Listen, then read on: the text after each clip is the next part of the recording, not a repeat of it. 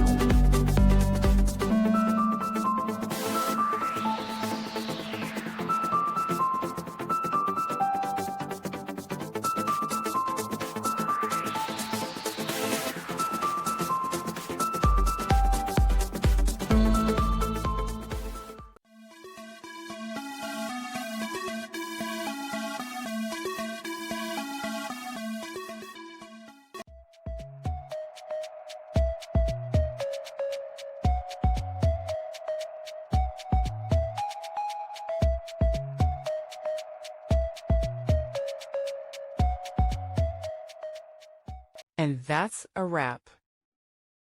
I hope you found the answer you were looking for. If you did, take a second to hit that subscribe button. It really helps out. And let me know in the comments which solution worked best for you. See you next time in the Debug Zone.